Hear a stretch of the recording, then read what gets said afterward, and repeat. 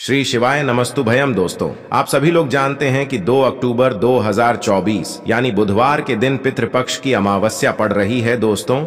और यह वह बुधवार है जो पितृपक्ष महीने में पड़ने वाला सबसे बड़ा अमावस्या है, क्योंकि यह पितृपक्ष महीने में पड़ रहा है।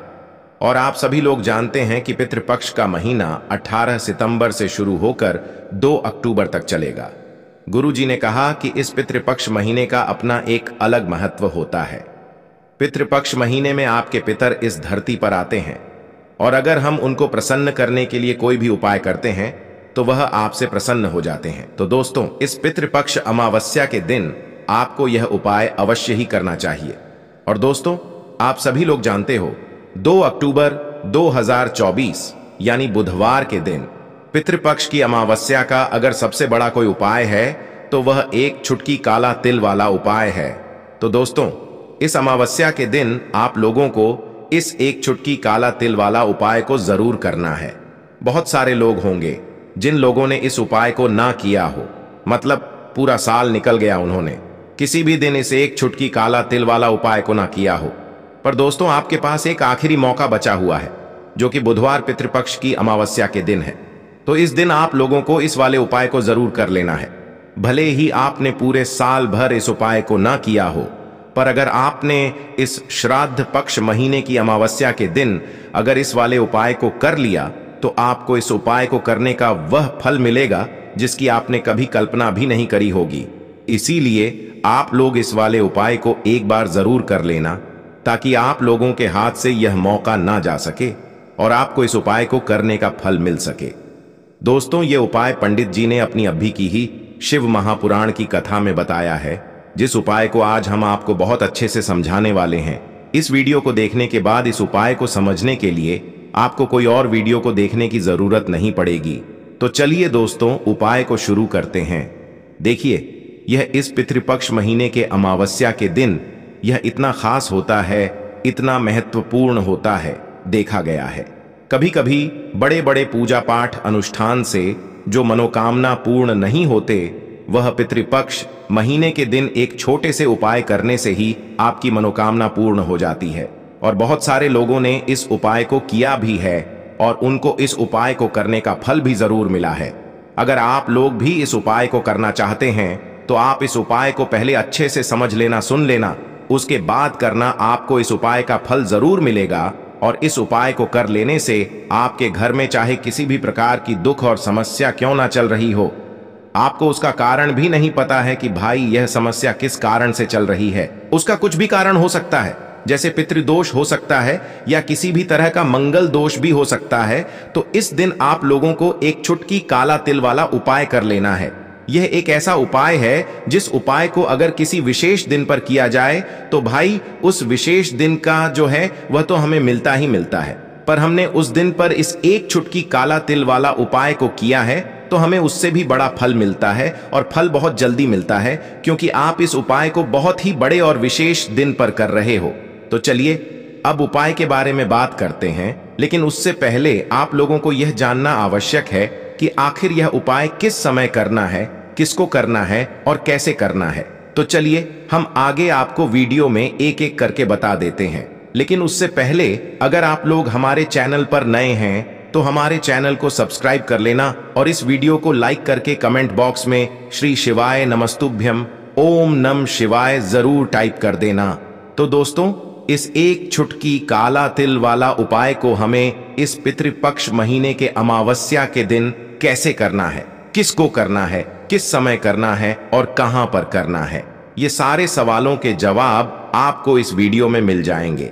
और जो ये वीडियो देखेगा भाई, उसको एक चुटकी काला तिल वाला उपाय जरूर करना चाहिए, क्योंकि इस दिन काला तिल का भी बहुत ही बड़ा और विशेष महत्व होता है। और जब बात आ जाए एक चुटकी काला तिल वाला उपाय की, तो यह सोने पे सुहागा वाली बात हो जाती है, और यह एक बहुत ही बड़ा उपाय हो जाता है इस पितृपक्ष महीने के अमावस्या का। तो अब दोस्तों, इस एक चुटकी काला तिल वाला उपाय को आखिर करना किसको है, सबसे पहले हम लोग वह बात जान लेते हैं। तो देखो, घर की जो बड़ी माताएं बहनें होती हैं, उन माताओं बहनों में से कोई भी एक बड़ी माता बहन इस वाले उपाय को कर सकती है। और दोस्तों, अगर आप चाहे तो अपने घर में से सभी सदस्यों को भी इस उपाय को करवा सकते हैं। अगर किसी व्यक्ति की खुद की कोई मनोकामना है, खुद की कोई दुख और परेशानी है जो कि वह अपने लिए ही करना चाहता है, इस वाले उपाय को तो वह खुद अपने लिए भी कर सकता है। बाकी अगर कोई घर में से ऐसा है जो कि अपने पूरे घर परिवार की सुख और शांति के लिए यह वाला उपाय करना चाहता है, तो भाई वह भी कर सकता है, उसमें भी कोई दिक्कत वाली बात नहीं है। कहने का मतलब यह है कि इस उपाय को हर एक सदस्य भी कर सकता है और पूरे घर परिवार के सदस्य के लिए घर की बड़ी माताओं बहनों में से कोई एक माता बहन भी कर सकती है। माताएं बहनें अगर घर में उपस्थित ना हो या वह यह वाला उपाय ना कर पा रही हो, तो फिर घर का कोई बड़ा सदस्य भी इस एक चुटकी काला तिल वाला उपाय को कर सकता है, चाहे फिर वह पुरुष ही क्यों ना हो, उसमें कोई भी दिक्कत वाली बात नहीं है। उसके बाद में दोस्तों जो अगला प्रश्न निकल कर आता है वह यह आता है इस उपाय को लेकर कि आखिर इस उपाय को हमें किस समय करना है, सुबह के समय करना है कि शाम के समय करना है। तो देखो, इस वाले उपाय को आप लोग सुबह के समय भी कर सकते हो और शाम के समय प्रदोष काल में भी कर सकते हो। अब अगर आप पूछो कि भाई साहब सबसे उत्तम समय कौन सा रहेगा इस एक चुटकी काला तिल वाला उपाय को करने का, तो हम आपसे बस यही कहेंगे कि इस उपाय को आप सुबह के समय करेंगे तो ज्यादा बेहतर होगा।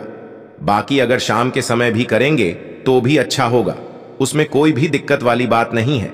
तो अब दोस्तों जो अगली सबसे बड़ी और महत्वपूर्ण बात आती है वह यह आती है कि सुबह अगर हम उपाय को करेंगे तो हमें कितने बजे से ले कितने बजे तक के बीच में करना है, और शाम के समय प्रदोष काल में करेंगे तो हमें कितने बजे से लेकर कितने बजे के बीच में करना है। तो देखो, सुबह जितनी जल्दी हो सके आप उपाय को करने की कोशिश करना।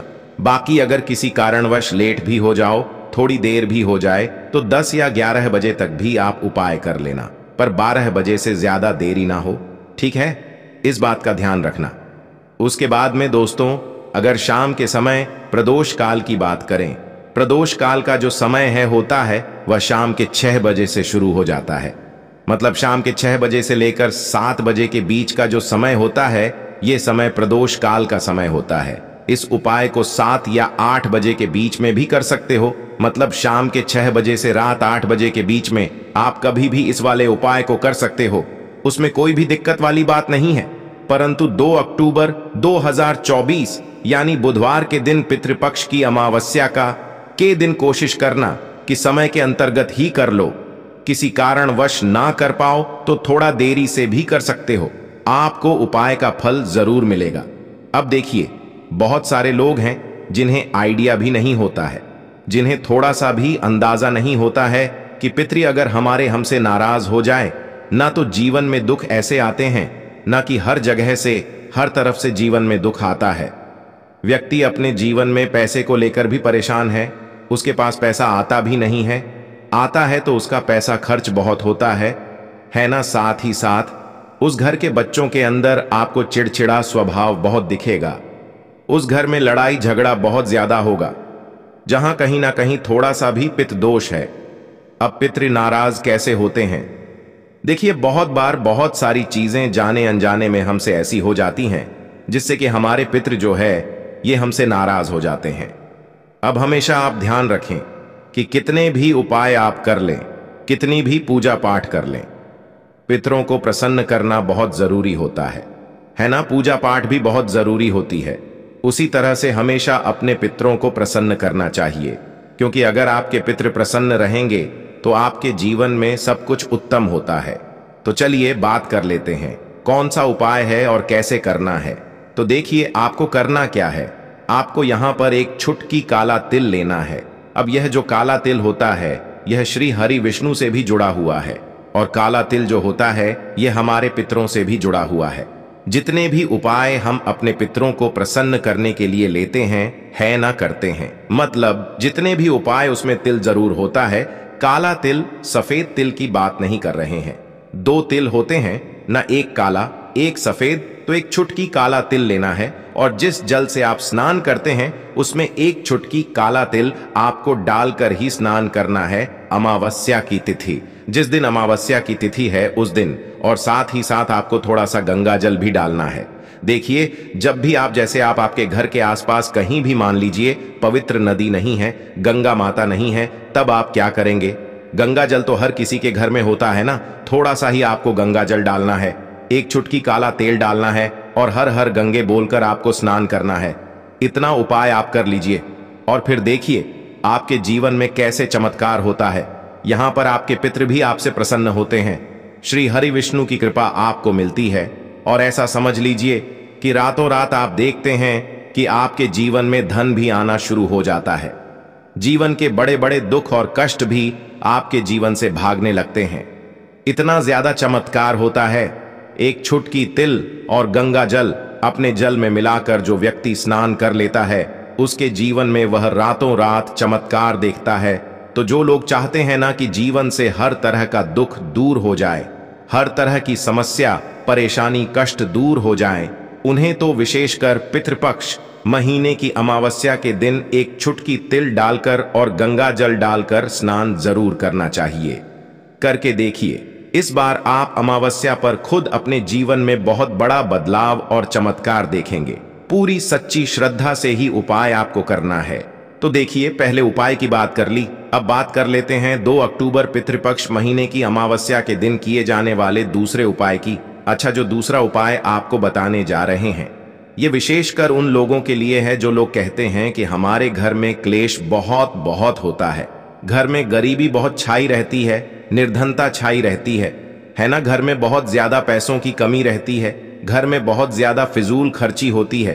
तो जो लोग कहते हैं ना कि पैसा आता है खर्च हो जाता है, वो लोग अलग हैं। लेकिन कुछ लोग कहते हैं कि घर में पैसा ही नहीं आता है, खर्च कहां से होगा, पैसा ही नहीं आ रहा है ना। तो जिनके घर में बिल्कुल पैसा आना बंद हो गया है, उन्हें पितृपक्ष अमावस्या के दिन ये दूसरा उपाय करना है।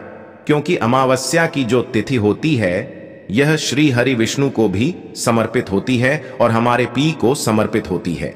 अब श्री हरि विष्णु ही है जो हमें हमारे जीवन में अधिक से अधिक धन देने का काम करते हैं और श्री हरि विष्णु को प्रसन्न करना है। अगर आपको, तो ऐसा समझ लीजिए कि हल्दी हो गई और तुलसी मैया हो गई, ये 2 चीजें उनकी पूजा में जरूर से आपको करनी है, जरूर से। तो आपको करना क्या है, आपको यहां पर थोड़ी सी पिसी हुई हल्दी लेनी है, बहुत जरा सी पिसी हुई हल्दी, 1 से 2 चुटकी इतनी ही हल्दी लेनी है और शुद्ध जल के अंदर आपको इस हल्दी को घोल लेना है अच्छे से। अब ये जो हल्दी वाला जल है, ठीक है ना, सबसे पहले आपको इसे कहां डालना है, तुलसी के पौधे में। आपके घर में तुलसी का पौधा लगा है, उसमें आप हल्दी वाला जल चढ़ाएं और फिर थोड़ा सा जल हल्दी वाला आप बचा लें और इस जल का छिड़काव अपने पूरे घर में कर दें। जितने भी कमरे हैं, आपके घर का मुख्य द्वार जो मेन दरवाजा है, वहां पर भी अंदर की तरफ और पूरे घर में हल्दी वाले जल का छिड़काव कर दें और हल्दी वाला जल ही तुलसी जी के पौधे में चढ़ा दें। अब देखिए, ऐसा समझ लीजिए कि जो व्यक्ति हल्दी वाला जल तुलसी जी के पौधे में चढ़ा देता है और उसके बाद अपने घर में इसका छिड़काव कर लेता है, उसे अपने जीवन में श्री हरि विष्णु से कुछ कहने की भी जरूरत नहीं पड़ती है। माता तुलसी और श्री हरि विष्णु मां लक्ष्मी ऐसी कृपा उसके ऊपर करते हैं कि वह व्यक्ति रातों रात धन में खेलने लगता है। मतलब उसके जीवन में बहुत तेजी के साथ पैसा आना शुरू हो जाता है, क्योंकि हल्दी आपके जीवन में सुख समृद्धि धन की वृद्धि इन चीजों को बढ़ाने का काम करती। आपके जीवन में किसी एक जगह से, किसी एक तरफ से धन को नहीं खींचती है, हर जगह से हर तरफ से धन को खींचने का काम करती है। क्योंकि हल्दी जुड़ी हुई है आपके गुरु ग्रह से, आपके गुरु ग्रह को बहुत मजबूत कर देती है और जैसे ही आपकी कुंडली में गुरु मजबूत हुआ ना, आप धन में खेलते हैं। दूसरी चीज, श्री हरि विष्णु इतने प्रसन्न हो जाते हैं जब आप तुलसी जी के पौधे में हल्दी वाला जल डालते हैं कि आपकी सारी मनोकामना को वह पूरा कर देते हैं। इतना उत्तम उपाय है। पितृपक्ष अमावस्या के दिन का यह उपाय आपको विशेषकर जरूर करना चाहिए। तो चलिए अब जल्दी से बात कर लेते हैं अपने तीसरे उपाय की। देखिए, हमने आपको पहले भी बताया कि अगर पितृ नाराज है ना, बहुत सारे लोगों को अंदाजा नहीं होता है कि हमारे पितृ हमसे नाराज हैं। पता कैसे लगाएंगे कि पितृ नाराज हैं? घर में लड़ाई झगड़ा हो रहा है, घर में क्लेश बहुत रहता है, घर में कोई ऐसा व्यक्ति है जिसका स्वभाव बहुत चिड़चिड़ा है, हर वक्त लड़ाई, हर टाइम कुछ ना कुछ बोलना है ना, या फिर आपके घर में बहुत ज्यादा समस्याएं आ रही हैं, संतान को लेकर आप परेशान हैं, है ना? बच्चे जो हैं वह पढ़ाई में दिमाग नहीं लगाते। बहुत सारी चीजें ऐसी होती हैं जिससे आप अंदाजा लगा सकते हैं कि हाँ, हमारे घर में कहीं ना कहीं पितृदोष हो सकता है। अब देखिए, पितृदोष है या नहीं, उपाय करने से आपको हमेशा लाभ ही मिलेगा, कभी भी आपको इसका नुकसान नहीं होगा है ना। तो हमेशा कोशिश करें कि अगर पितृ नाराज हैं तो उन्हें प्रसन्न करने के लिए उपाय करें, और पितृ नाराज नहीं भी है ना तो कभी भी आपसे पितृ आपके नाराज ना हो, इसलिए उपाय आपको हमेशा करना चाहिए, क्योंकि पितृ प्रसन्न रहते हैं ना। तो घर में आपको अपने सब कुछ मिलता है, आपके घर में धन भी होता है, सुख भी होता है, समृद्धि भी होती है, बच्चों का स्वास्थ्य भी अच्छा होता है ना। सब लोगों को सफलता भी मिलती है जब पितृ आपके प्रसन्न होते हैं। अब अमावस्या के दिन पितरों को प्रसन्न करने के लिए सबसे उत्तम है, अच्छा वृक्षों में 3 वृक्ष ऐसे होते हैं जिनमें हमारे पितरों का वास माना जाता है। उन्हीं में से एक है पीपल का पेड़, जिसमें हमारे पितरों का वास होता है। आपको क्या करना है, एक लोटा में जल लेना है, 1 लोटा जल लेंगे, उसके अंदर थोड़े से चीनी के दाने डाल लेंगे या गुड़ डाल लेंगे, कोई भी चीज आप डाल लें। अब ये मीठा जल आपको लेकर जाना है पीपल के पेड़ के नीचे, और पीपल की जड़ में आपको ये मीठा जल चढ़ाना है। जो व्यक्ति 2 अक्टूबर पितृपक्ष महीने की अमावस्या के दिन सुबह के टाइम, ठीक है ना, सुबह के टाइम पर मीठा जल पीपल के पेड़ में अर्पित कर देता है, उसके पितृ कभी उससे नाराज नहीं होते हैं, और हमेशा वो व्यक्ति अपने जीवन में धन में खेलता है, धन उसके के घर में आता है, कभी भी उसके घर में कोई दुख नहीं आता, उसके जीवन में कष्टों के लिए कोई जगह नहीं बचती है। तो कोशिश करें कि पितृपक्ष अमावस्या के दिन अपने पितरों को प्रसन्न करने के लिए यह उपाय आप विशेष कर करें, क्योंकि जिनके साक्षात दर्शन हमें होते हैं वह एक सूर्य भगवान हो गए, चंद्रदेव हो गए हैं ना, और जितने भी वृक्ष होते हैं ना, इनके भी हमें साक्षात दर्शन होते हैं। तो विशेष करी उपाय आप 2 अक्टूबर बुधवार पितृपक्ष महीने की अमावस्या के दिन जरूर करें। तो दोस्तों, यह थे पूज्य गुरुजी द्वारा बताए गए कुछ बहुत ही खास उपाय। अगर आपको जानकारी अच्छी लगी हो तो वीडियो लाइक करिएगा। मिलते हैं फिर एक नए वीडियो के साथ। श्री शिवाय नमस्तुभयम।